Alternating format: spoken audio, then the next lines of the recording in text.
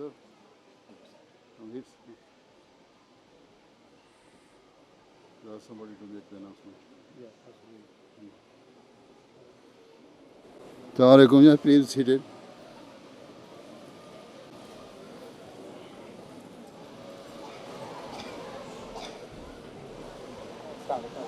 Waalaikum.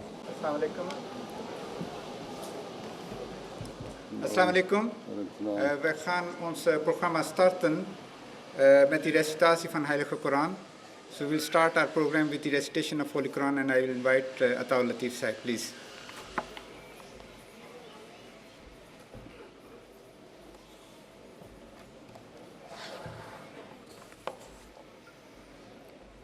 أعوذ بالله من الشيطان الرجيم بسم الله الرحمن الرحيم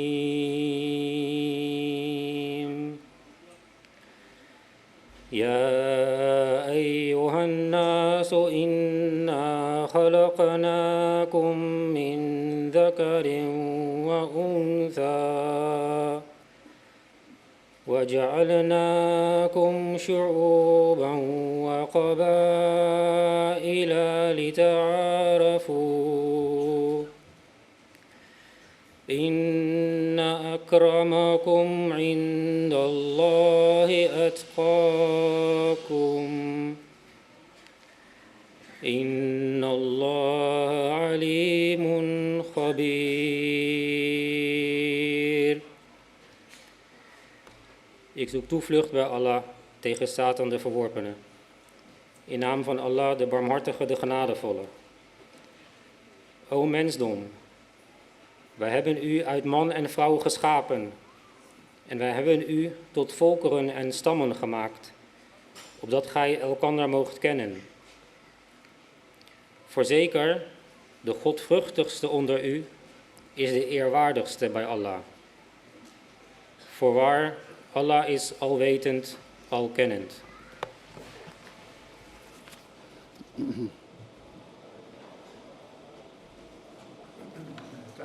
We have three guest speakers, and I will now invite our first guest speaker, Mr. Klappe. He is the alderman of the Council of Ermelo. Please.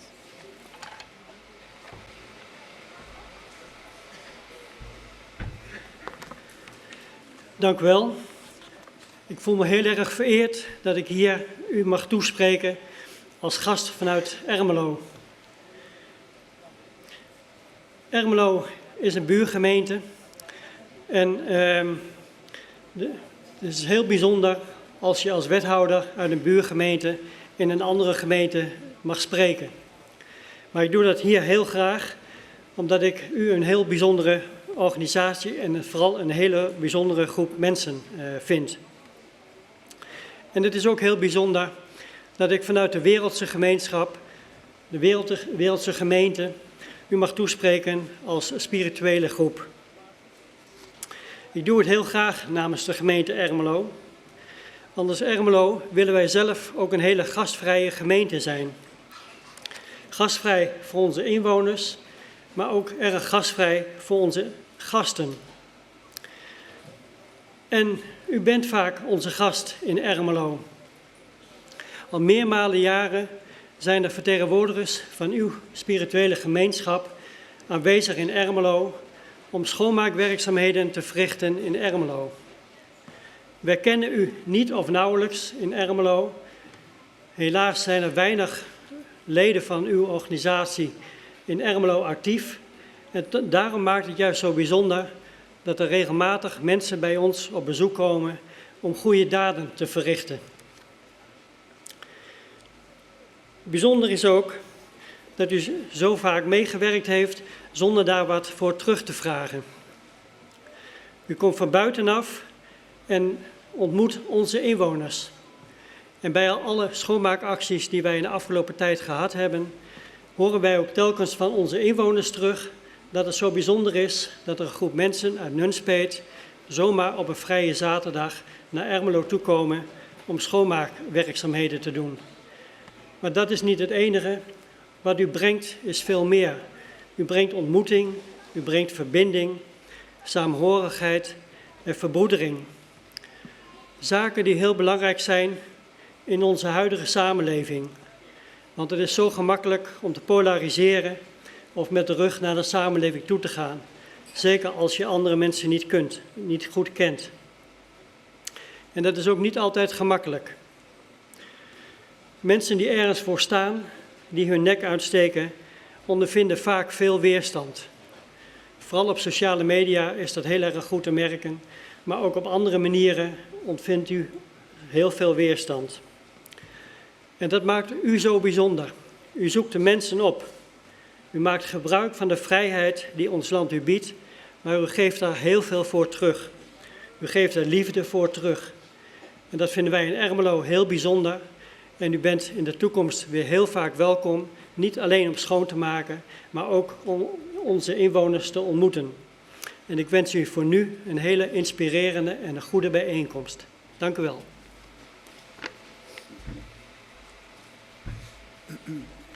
Hazur, Mr. Klappe has just thanked for being here and for invited here to speak to this extraordinary special gathering. Mr. Klappe said that I am from a city that has been blessed with the visits of this community who are peace-loving and generous, and they come to our city not only to clean up the city, but also to bring the connection, the love, and harmony.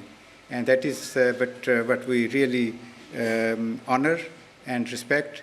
And I wished that some members of this community would be staying in our city. Unfortunately, that is not the case, but we are always happy to receive the members of this community to our city. Hazur, our next speaker is Mr. Harry van Bommel, and he is the patron of IHRC and ex-parliamentarian. May I invite you, Mr.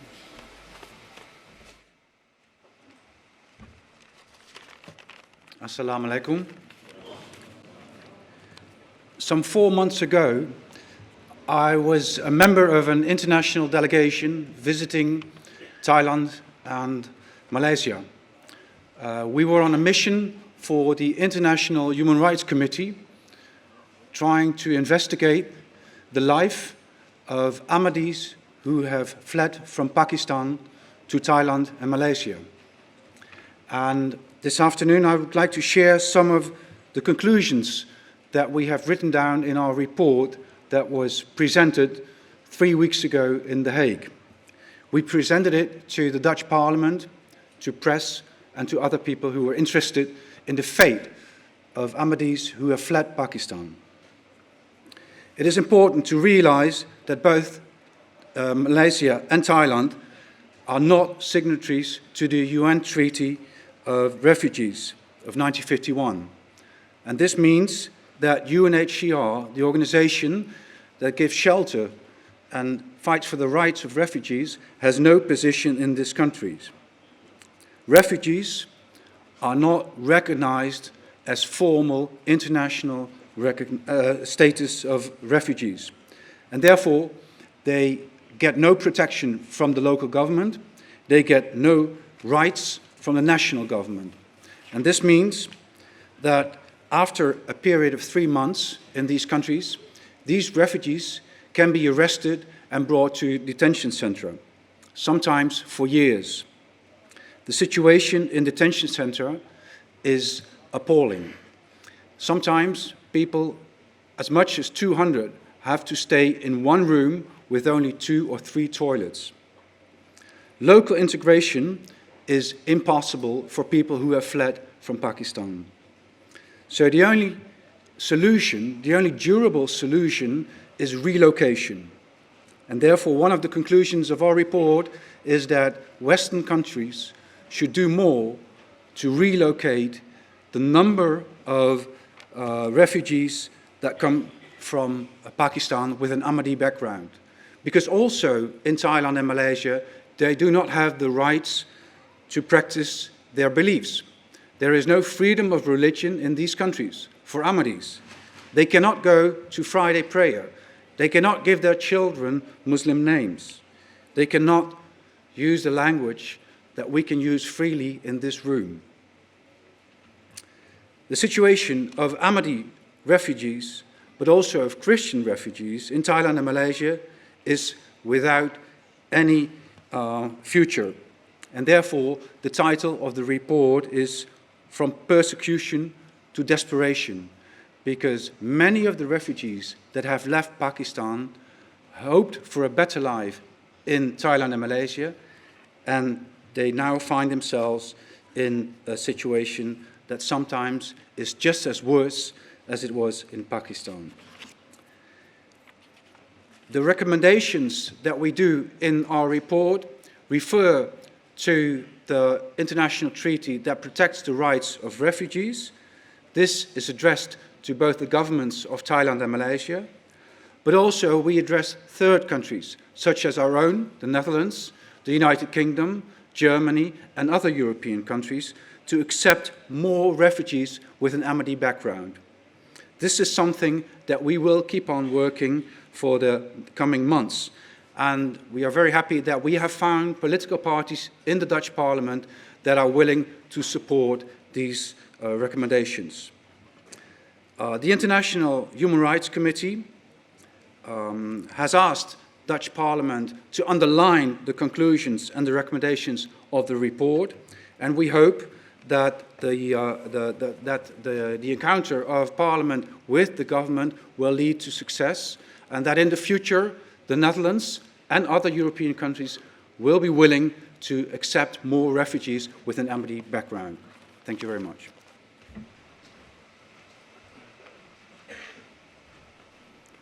Thank you very much, Mr. Hari van Bommel.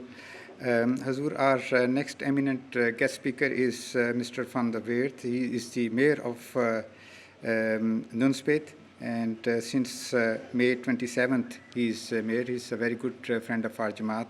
May I invite the mayor of Nunspeet, please.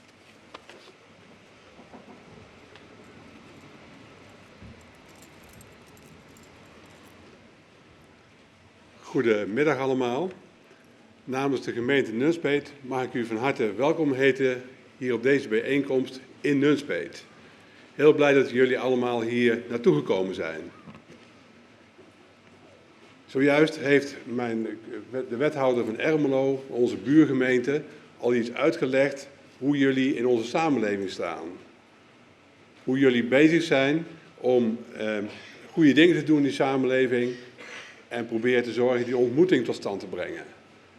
Ook in Nunspeet doe je dat heel trouw. Iedere keer zie ik jullie daarin terugkomen en zijn jullie daarmee bezig. Ook als gemeentebestuur van Nunspeet hebben wij een warme band met de leiding hier van de Ahmadiyya-beweging. Regelmatig overleg, regelmatig dat we elkaar ontmoeten. Een nieuwjaarsreceptie wordt er bijvoorbeeld gehouden en op allerlei plekken komen we elkaar tegen. En dat zijn altijd fijne en vriendelijke ontmoetingen. Maar ik wil toch nog even een stap dieper graven. Ik kan alleen maar onderschrijven wat mijn collega al gezegd heeft. Maar ik wil toch even nog een reflectie geven op wat we doen als religieuze gemeenschap in de samenleving. En dan wil ik met u terug, even naar vorige week dinsdag. Toen heeft onze koning, zijn koninklijke hoogheid Willem-Alexander, heeft een troonrede uitgesproken.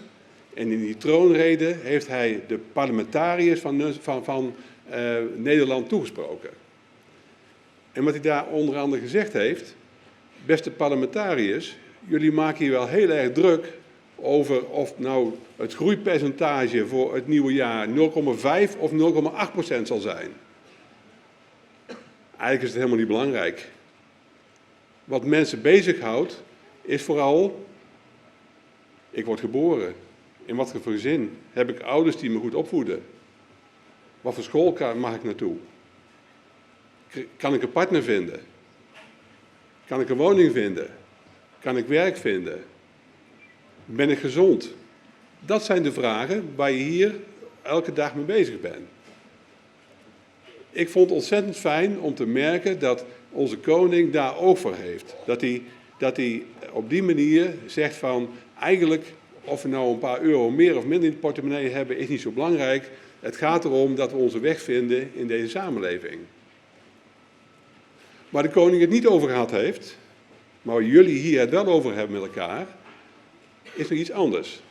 Dat zijn namelijk de zingevingsvragen die we in ons leven hebben. We hebben allemaal op zijn tijd vragen over, maar waarom ben ik eigenlijk hier op aarde? En wat is mijn rol die ik hier heb te vervullen? En als ik straks dood ga, wat gaat er dan met mij gebeuren? Allemaal vragen die spelen. Die heb ik, die heb u. Ik ben van christelijke huizen, de vragen zijn hetzelfde, de antwoorden zijn anders. Jullie hebben daar met elkaar het gesprek over en op die manier ben je bezig om ook het onderwerp van de zingevingsvragen handen en voeten te geven. En ik denk dat het heel belangrijk is, dat in onze samenleving mensen met elkaar die gedachten doordenken en daarmee bezig zijn. En ook op de vragen die iedereen in zijn leven heeft, antwoorden weten te vinden. En ik hoop dat jullie ook deze dagen daarvoor kunnen gebruiken en ook weer antwoorden mogen vinden. Dank u wel.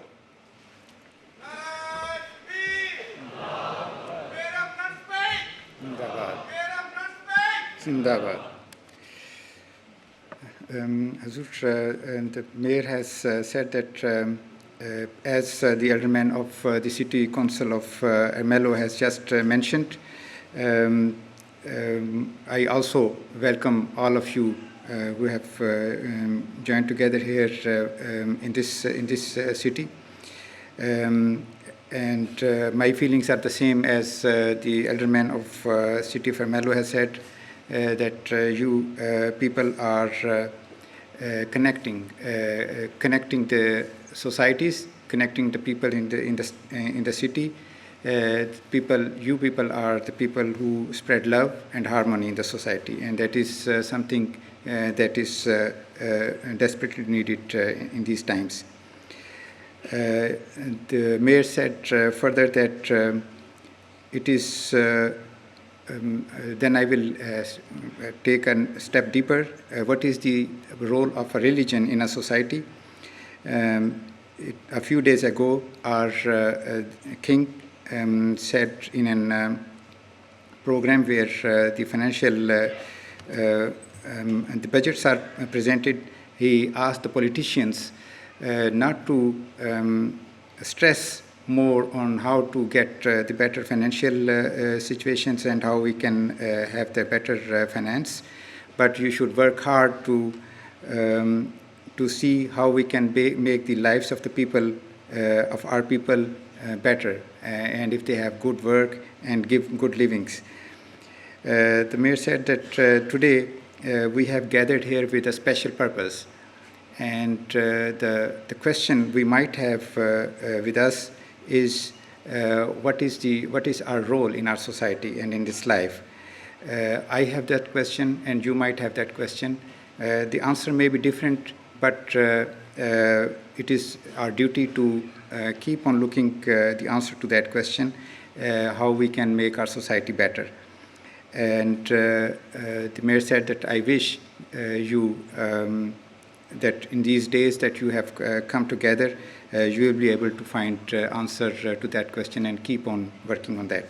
Thank you. That was our last speaker.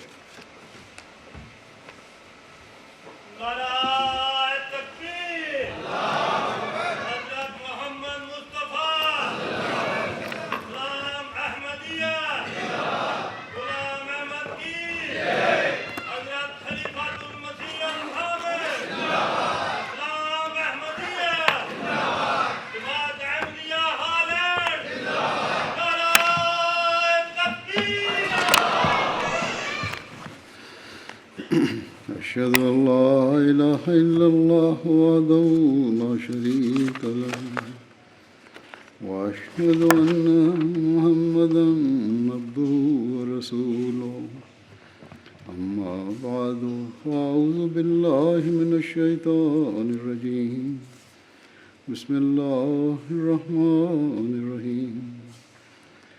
All the distinguished guests, Assalamu alaikum wa rahmatullahi wa barakatuhu. Peace and blessing of Allah be upon you all. First of all, I would like to thank all of our guests who have accepted our invitation and joined us here today. Even though much has been said against Islam and its founder in recent years, in fact, a concerted attempt has been made to spread hatred and misinformation about Islam and to malign the character of the Holy Prophet Muhammad, peace and blessing of Allah be upon him.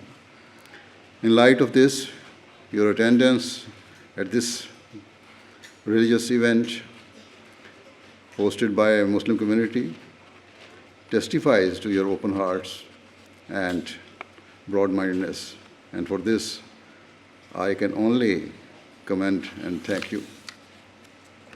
I pray that this generous and tolerant spirit always remains within you and that it spreads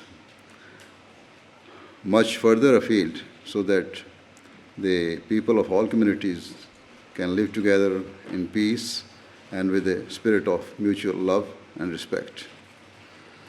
We Ahmadi Muslims firmly believe that religion is a personal matter for every individual. It is a matter of the heart, and no one has the right to speak ill of the beliefs of other people. No one should mock what others consider sacred, because treating other people with derision and contempt can only lead to pain and suffering and create division. Conversely, tolerance and mutual respect are the cornerstones through which we can build a peaceful and harmonious society. As I have mentioned, the character of the Holy Prophet of Islam, peace and blessing of Allah be upon him, has long been slandered and distorted in the non-Muslim world. Here in Holland as well, certain people have taken the lead in inciting hatred against Islam and making utterly false and horrific assertions about the Holy Quran and the Holy Prophet Muhammad, peace and blessing of Allah be upon him. In this regard, I shall, in short time available, speak about Islam's true teachings and the character of the founder, peace and blessing of Allah be upon him. However, before proceeding, I would like to speak more generally about what constitutes peace and why it is so important. Undoubtedly, at a personal level, peace is something we all desire, whilst at a broader level, it is something that different nations and communities claim to aspire towards. However, what is peace and why do we need it? In my view, there are two types of peace. There is outward peace and inner peace.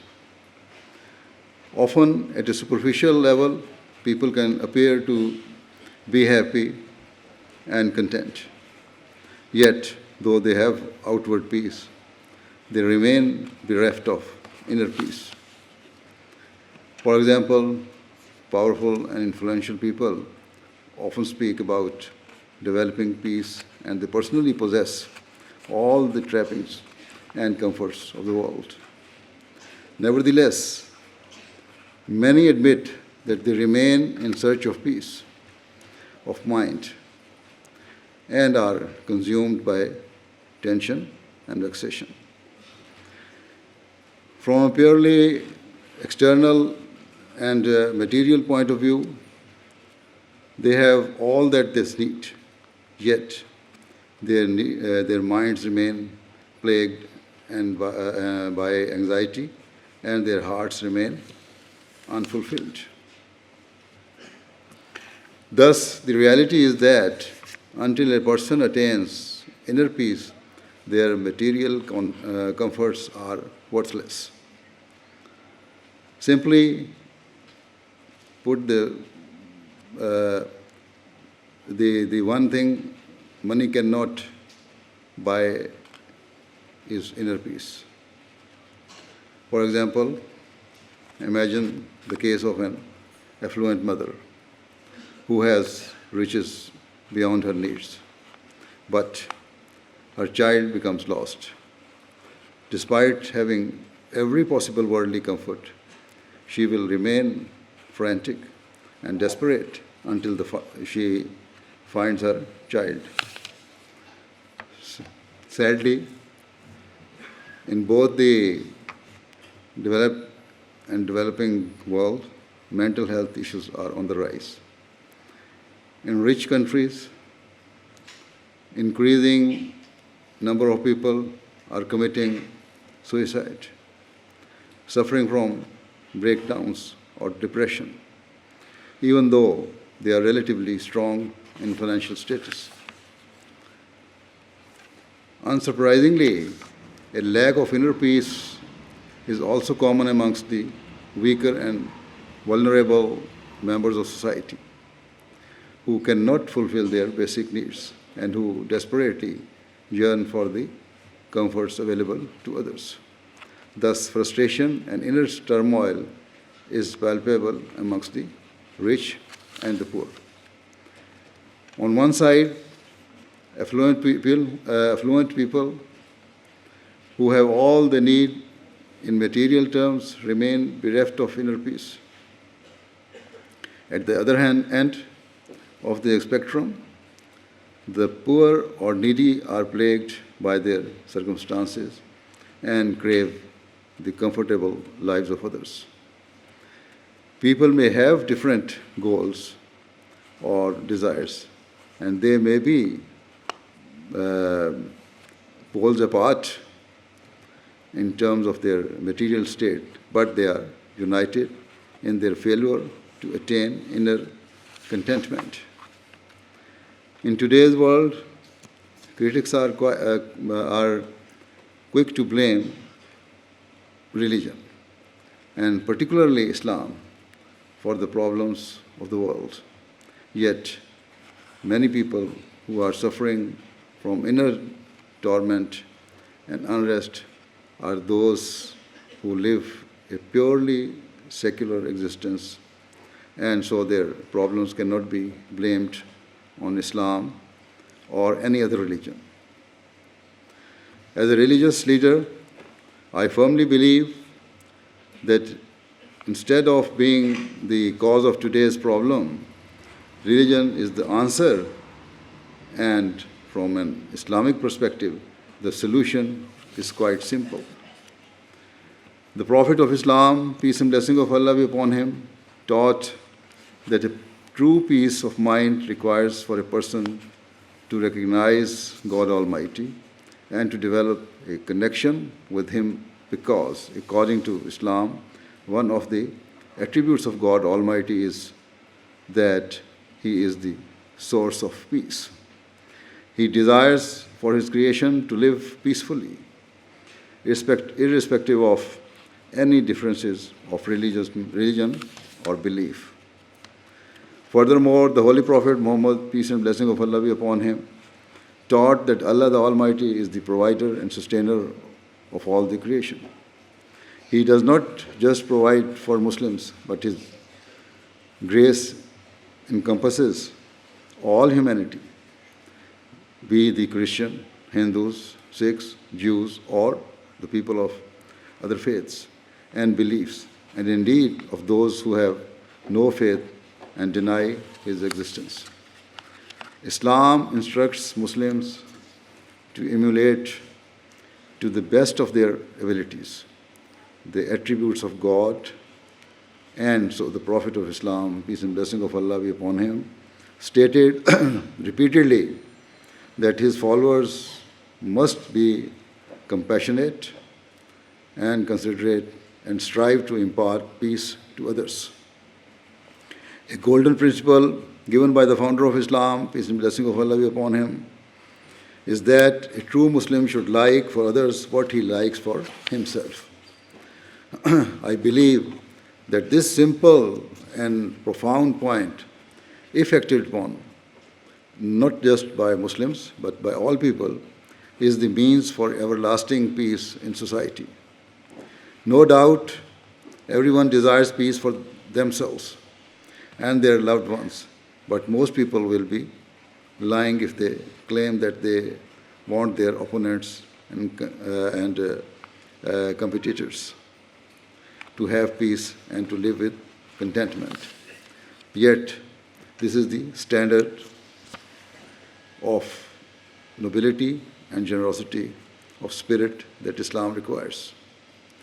It is a religion and teaching that promotes selflessness and urges humans to discard all traces of selfishness. The principle given by Islam's Prophet, peace and blessing of Allah be upon him, is that a person should be open-hearted and pure of mind. Instead of desiring only the best of him for himself, a person should desire the same for others as well. Sadly, in today's world, we tend to see the opposite. Modern society is consumed by self-interest and greed.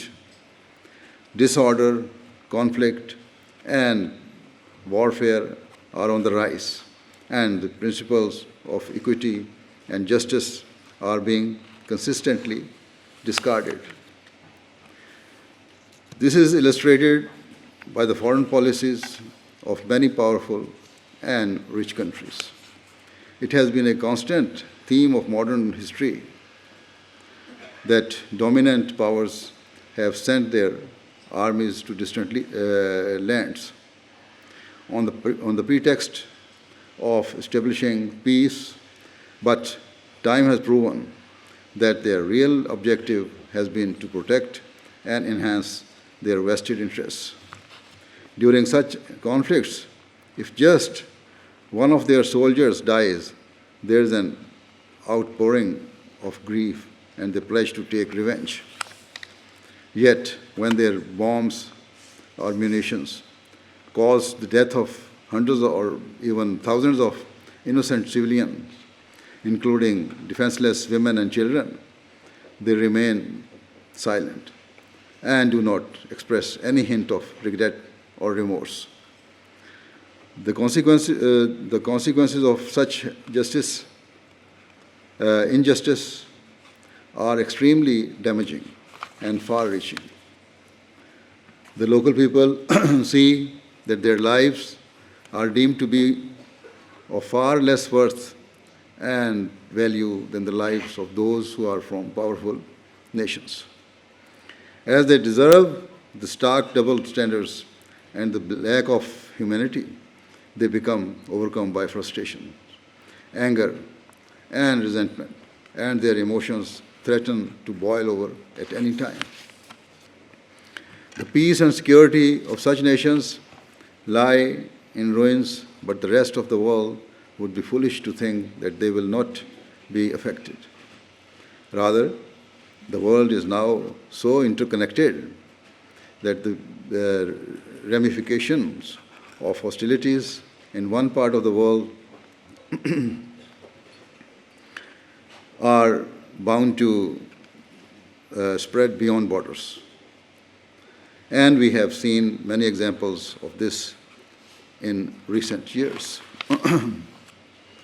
Hence, if we genuinely desire peace, whether in our personal lives or at a collective level, the pivotal point is that we should like for others what we like for ourselves. As I said before, the simple principle is the foundation for true peace in the world.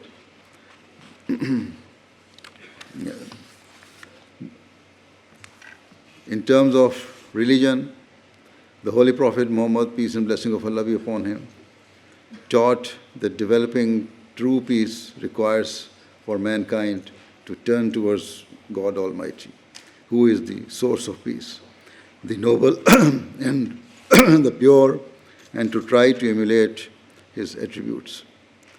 This means that human beings should set aside their personal interests in the pursuit of peace and ensure that their motivations are pure at all times. Certainly, much of the division prevalent in the world today is because the underlying intentions of the parties involved are not innocent or honest. There are clear contradictions between their words and deeds, and there can never be peace if there is disharmony between what a person says and what he does. Every government and every political leader, be they from the United States, China, Russia, European countries, the Muslim world, and elsewhere, routinely condemn warfare and bloodshed. However, the reality is that their opposition to such matters tends to remain limited to their interest and their people. Their cries in favor of the rule of law, justice, and human rights are all too often rendered hollow when their interests are at stake. If they are attacked or their rights are usurped, they express blind fury and indignation at the injustice. Yet, they are themselves guilty of targeting weaker nations and exploiting civil wars or conflicts within other countries for their own benefit. Instead of calling the different parties to the negotiating table and establishing fair and honest dialogue, major powers have habitually interfered in the conflicts of other countries by arming or funding whichever side support their interests. They are pouring petrol on an open flame, and the result is that innocent people, including women, children, and the elderly, are losing their lives and observing the torment of their families. Cities, towns, and villages are being ravished and torn asunder. The only possible result is an upsurge in frustration and resentment amongst the local people, and this is something that has been all too apparent in war-torn Muslim countries in recent years. Can those external powers who prioritize their own interests really claim to be facilitating peace? Furthermore, can the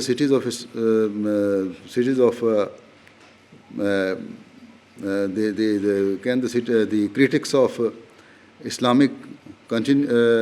continue to lay the blame for the lack of peace in the world at Islam's door? Can they continue to hold the Prophet of Islam, peace and blessing of Allah be upon him, responsible for the injustices that are taking place today? Let it be clear that the state of unrest in the world, whether in Muslim countries or otherwise, has nothing to do with the teachings of Islam. Rather, such turmoil is based on the vested interests and selfish ways of certain leaders or corrupt governments on the one side and rebel, insurgent, or separatist groups on the other. It is caused by the brutal acts of terrorists and extremist groups who seek only enrichment or power. The center of today's disorder may well be Muslim countries, but no one can deny that non-Muslim countries have inflamed the situation rather than resolve it. It may be claimed that Islamic teachings have motivated extremists and terrorists, but let it be crystal clear that nothing could be further from the truth. As I said, the Prophet of Islam, peace and blessing of Allah be upon him, taught that Allah the Almighty is the source of peace, and the provider and sustainer of all mankind. Even in the Holy Quran, it is written as well, in the first chapter of the Holy Quran. Thus, how could it be possible for him to promote intolerance or to sow the seeds of division in society? Rather, throughout his life, he promoted interfaith harmony and emphasized the need for peace at every level of society, from the basic domestic family unit all the way to international relations. This was not just his teaching, but was also his practice. From the outset, the Holy Prophet of Islam, peace and blessing of Allah be upon him, conveyed a message of peace and promoted a tolerant and inclusive society.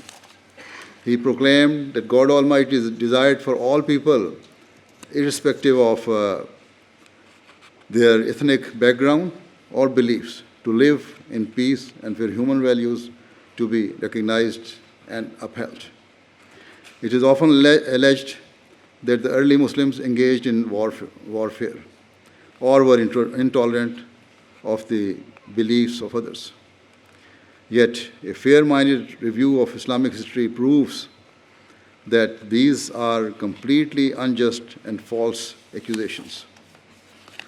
When Islam was founded, the early Muslims were themselves the victim of merciless persecution in Mecca. Some were brutally martyred, others were savagely tortured, but the Muslims remained patient and never retaliated. After bearing the most horrific imaginable cruelties, some of the vulnerable Muslims migrated to the land known today as Ethiopia. Yet, still the opponent of Islam did not let them live in peace.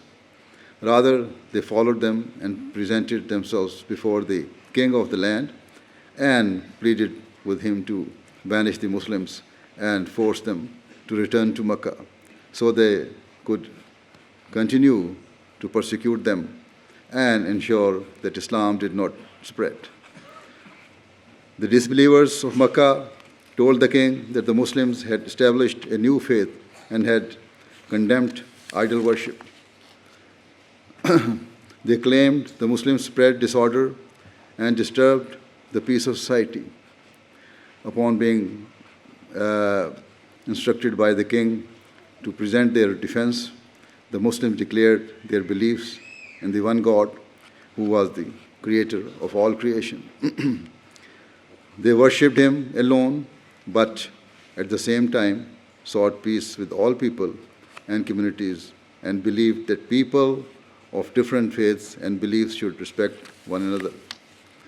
They expressed their beliefs that the mighty and rich should not trample upon the rights of the weak and underprivileged, whilst the poor and deprived should not bear hatred for those who were better off. The king asked the disbelievers if the Muslims had ever waged war, whether they lied, if they broke their pledges, or incited rebellion. In reply, the opponents of Islam were forced to admit that Muslims were innocent of all charges.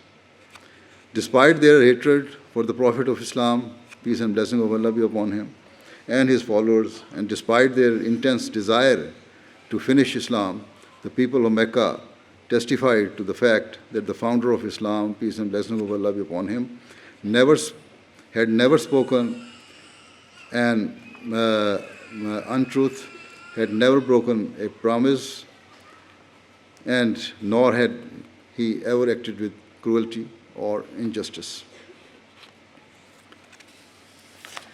They were forced to admit that the Holy Prophet of Islam, peace and blessing of Allah be upon him, and his followers were those who only ever sought to spread love and affection in society and who peacefully propagated their belief in the unity of God. At all times, the Prophet of Islam, peace and blessing of Allah be upon him, remained patient, even in the face of the most cruel and barbaric oppression. He turned only to God Almighty to share his pain. And so it is mentioned in the Holy Quran that during prayers, the Holy Prophet Muhammad, peace and blessing of Allah be upon him, spoke of his grief, that he called his people towards peace and prosperity, and yet they responded with brutal and innocent cruelty. Despite their brutalities during the Meccan period, the Prophet of Islam, peace and blessing of Allah be upon him, never raised his sword against those who persecuted the Muslims. Nor did he ever stop cooperating with the authorities of Mecca or incite any form of revolt. The patience of Muslims was based on the command of Allah the Almighty, which is mentioned in chapter 25, verse 64 of the Holy Quran, addressing the Muslims in this verse. Allah the Almighty said, "And the servants of the gracious God are those who walk on the earth in a dignified manner, and when the ignorant address them, they say peace." Hence, the Holy Quran reassured the Muslims and counseled them to be patient, no matter how much they were provoked or tormented. In the face of adversity and hatred, they were to respond by offering peace to their enemies and opponents. Consequently, where the early Muslims were tortured, vilified, and maligned, they remained patient on the command of God Almighty, disregarding a natural inclination for revenge and living up to the standard of liking for others what you like for yourself. The Muslims sought peace for their enemies. It was not just a temporary peace the Muslims desired for others, rather an everlasting peace. Thus, in chapter 10, verse 26, Allah the Almighty has stated, "And Allah calls to the abode of peace." This verse makes it clear that Muslims were instructed to spread no effort in promoting a permanent state of peace, to spare no effort to promoting a permanent state of peace and harmony and to bring people together. Yet, the bitter persecution continued for years. And finally, when their cruelties exceeded all bounds, the Prophet of Islam, peace and blessing of Allah be upon him, and his followers migrated to the city of Medina. Still, the opponents of Islam did not let them live in peace. Rather, the disbelievers of Mecca pursued them and soon waged war against the Muslims. Only then, after years of bearing hateful persecution, and after having been driven out of their homes, did God Almighty permit the Muslims to respond with force and to defend themselves. Here it is very important to note that permission to fight back was not given just to defend Islam or Muslims. Rather, the Holy Quran states in chapter 22, verse 40 to 41, that permission to fight back was given to defend the institution of religion and universal freedom of belief, as those were the real targets of the opponents of Islam.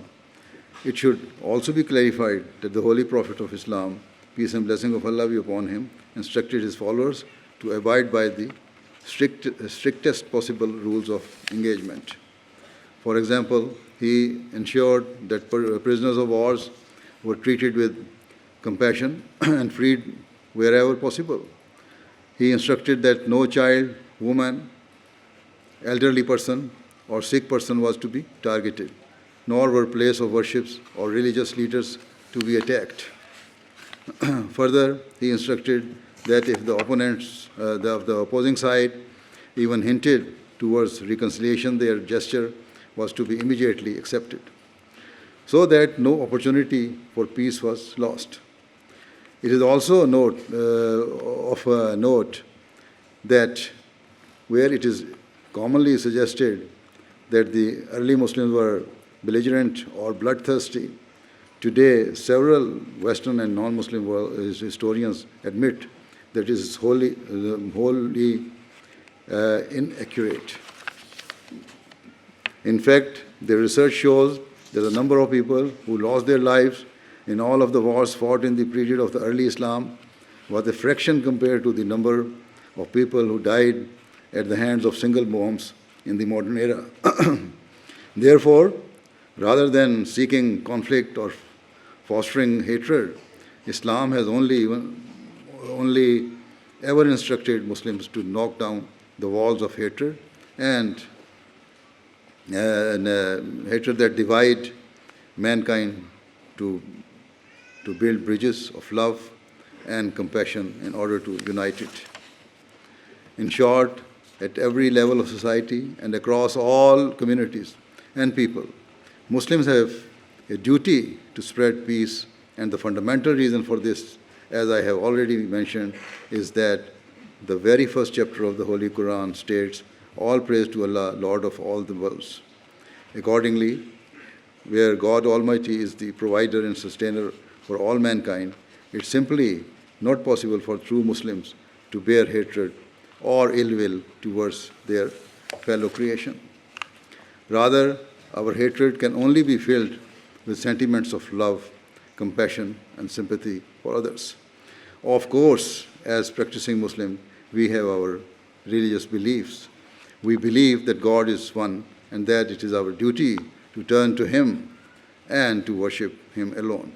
Yet, we also firmly abide by the timeless precept of the Holy Quran that there should be no compulsion in religion.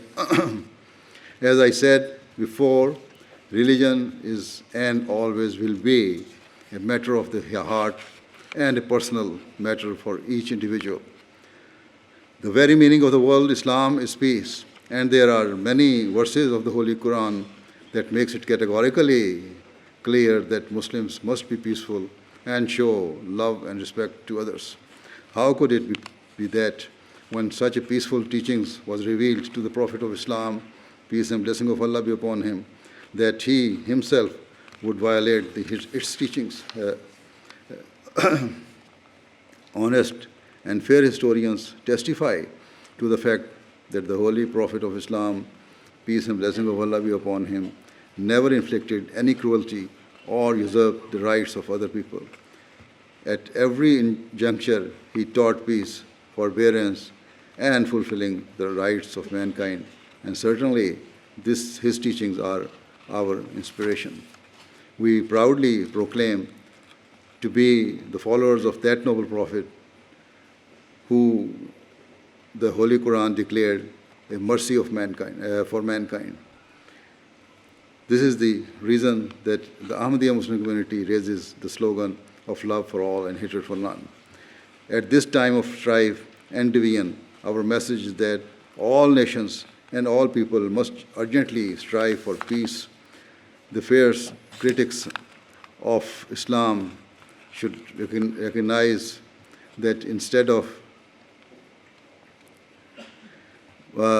targeting their bile and venom towards Islam and its noble prophet, peace and blessing of Allah be upon him, they should eradicate the traces of bias, prejudice, and self-interest.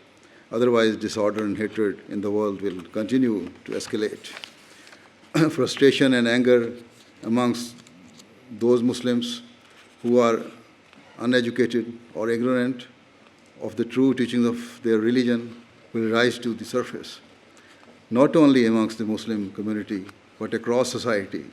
Wherever young people are left hopeless and frustrated, they become easy prey for hateful clerics or extremists who poison their minds. We must guard against this, otherwise the bitter cycle of hatred that has darkened the modern world will continue to turn. Peace within Muslim societies and in the wider world will become an ever more distant dream. As I said at the outset, it is the need of the time that we all join together and instead of inveighing against one another religious sentiments, we join forces and work towards building a better future for our children and future generations.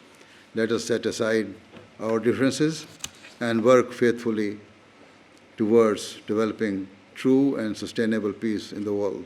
Let us respect one another and strive to build a better society founded upon principles of unity and the common good.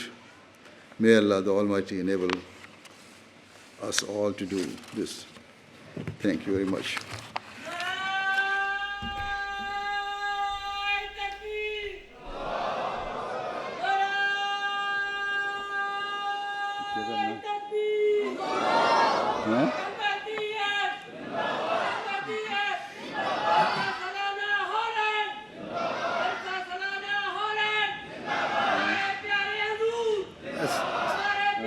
Assalamu alaikum.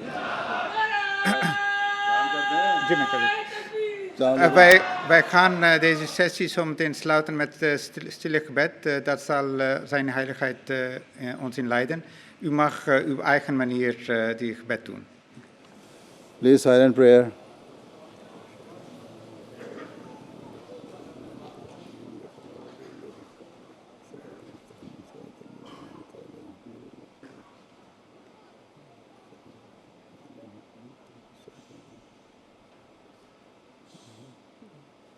Ameen. No, that's all. Yeah? Yeah?